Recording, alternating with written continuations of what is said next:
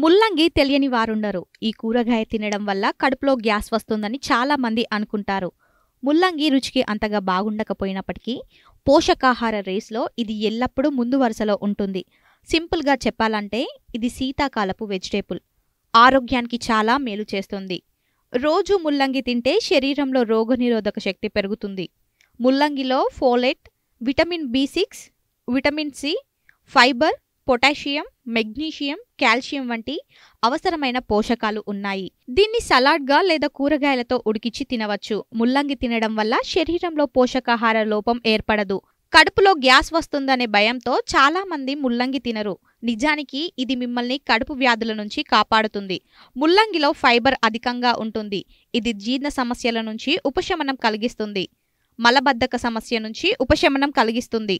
ముల్లంగిలో vitamin C ఉంటుంది. ఇది శరీరంలో యాంటీ ఆక్సిడెంట్గా పనిచేస్తుంది. అలాగే ఇది ఆక్సీకరణ ఒత్తిడిని తగ్గిస్తుంది. ఇది శరీరంలో పేరుకుపోయిన అన్ని కాలుష్యాలను కూడా బయటికి పంపుతుంది. ఈ రోజుల్లో చాలా మంది ఫ్యాటీ లివర్తో బాధపడుతున్నారు. ఈ కాలేయ వ్యాధికి దూరంగా ఉండాలంటే ముల్లంగి తినవచ్చు. ఏ కాలేయ వ్యాధి అయినా ముల్లంగి ఔషధంగా పనిచేస్తుంది. చలికాలంలో బరువు తగ్గాలనుకుంటే పచ్చి ముల్లంగిని సలాడ్లో కలిపి తినవచ్చు. ముల్లంగిలో క్యాలరీలు తక్కువగా ఉంటాయి.